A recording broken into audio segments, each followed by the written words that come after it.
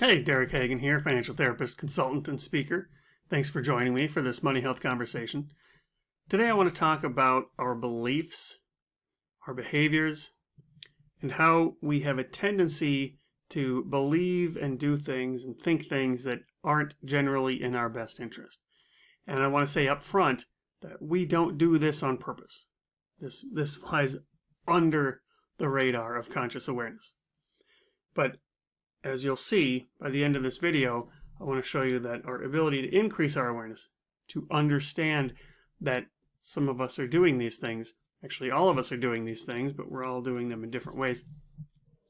If we can increase our awareness to understand the ways that we might be unhelpfully thinking about things, then this will help us in the future. So, understand that we all have beliefs. It shouldn't be too ground shaking that we all believe things. What you might not know is that our beliefs are the core foundation of our financial lives. Our behaviors, especially our financial behaviors, rest on that core foundation of what we believe. Okay? Now, if you're still with me, this is still not earth-shattering. We behave in a way that matches what we believe. Great. Problem is, our beliefs can sometimes be distorted. And when we set our behaviors on top of distorted beliefs, it's always a chance that could really work out poorly for us. So in this video, I want to talk about some of the ways that we misthink things, that we think about things in unhelpful ways. And the first thing to talk about is negative thoughts, automatic negative thoughts. These are called ANTs, automatic negative thoughts. So it's almost like there's positive and there's negative thoughts running around the world, but negative thoughts are faster. So they get into our heads a lot faster. And once they're there, they slam the door behind them. And the positive thoughts are out there screaming, hey, let me in. Right? And this makes sense if you think about our ancestors. Because thinking about positive things, let's say there's positive stuff over here and we ignore it. That doesn't really harm us. We can look for good stuff tomorrow. But if there's something negative over here and we ignore it, we might not get a chance to live tomorrow. So we had to pay closer attention to the negatives. That's why we have these negative thoughts. Our ancestors passed on the quick automatic thoughts that are negative. So what you find is that you'll have this situation sitting over here where the world consists of both positive and negative events.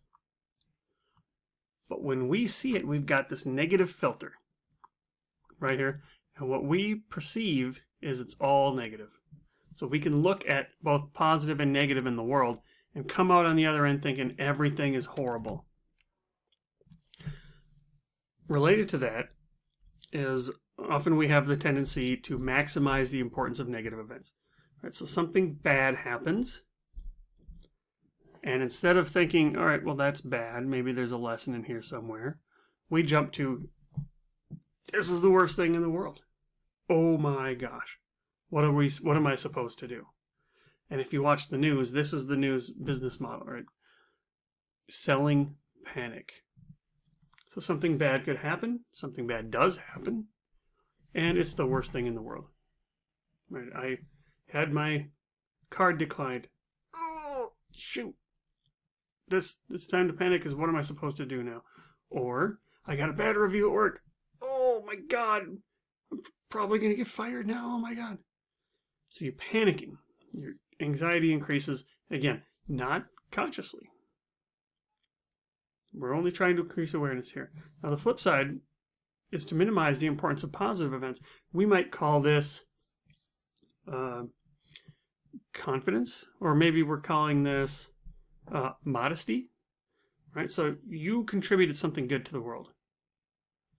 You did well. You researched it. You're smart. You did the right things. You planned properly. And you say, I just got lucky. Yeah, whatever. That wouldn't happen again. No, blind squirrels and nuts and all that stuff. My team did it.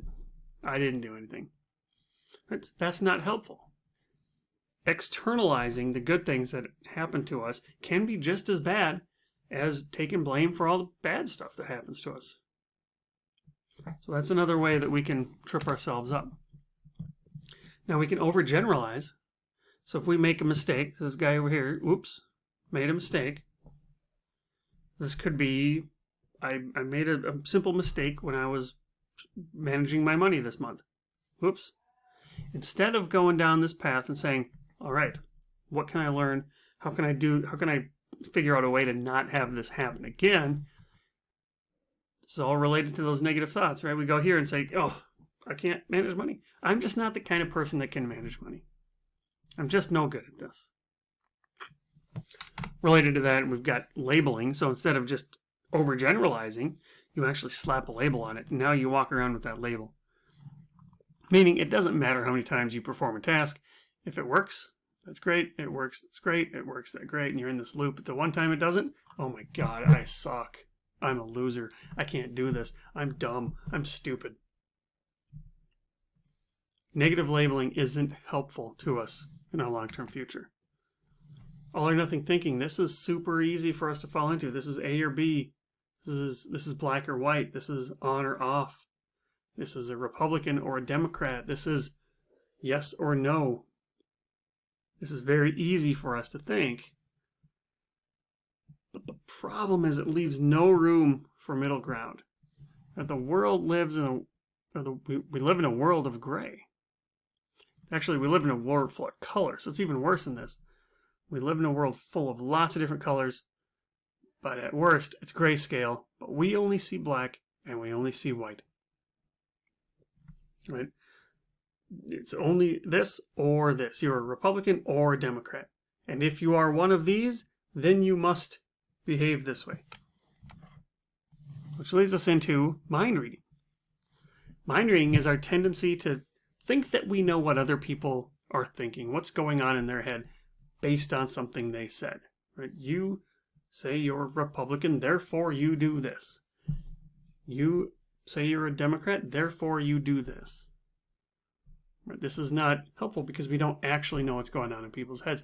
This can happen in the world of money when we're having a money conversation. And somebody says something and, oh, so you're calling me a loser. You're calling me bad with money. You're saying that I don't know how to do this. You're saying I'm not smart. That's mind reading, and that's not helpful. Similarly, we can fortune tell. So fortune telling means we know what the future is going to do. We know exactly what's going to happen. So here's the past. This is what has happened. Here we are sitting here in the present moment. And there's infinite ways the future can play out. But we sit here and say, I just know this is going to happen. I got that bad review. I just know I'm going to get fired. I had an argument with my spouse. I just know we're going to get divorced. This person got elected. I just know the stock market's going to crash. Fortune telling is not possible, and it's also not helpful. Personalization is taking credit for things that you can't control. So the negative version of that, negative personalization, says, okay, here's the circle of things that are within your control. And something happened over here that's outside your control, and you say, oh, I'm so dumb. I should have known better. How could I not have seen that coming? You can't control that. And assigning personalization to that, assigning blame for something that was outside of your control is not helpful. So what's the point? What do I want you to walk away with? The point is that our normal awareness is right here. And those negative thoughts, because they're so fast, they're inside of our awareness. Reality is sitting outside of our awareness. Remember, none of the stuff that we're talking about is something we do on purpose. For a lot of people, this is actually causing great harm to them, and they know it. They can't help it. This is not about being able to help it. This is not about knowing better and just stop doing that. Right? This is about increasing our awareness. And oftentimes this is enough. Sometimes it's not enough, but at least it's a starting point. If we can learn some of these terms, if we can learn some of these definitions, we can learn to what to be on the lookout for. And we can get that awareness bubble from here out to here so that it'll include reality.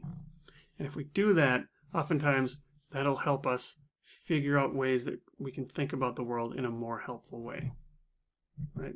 You only live once. Live intentionally. And that's good money health.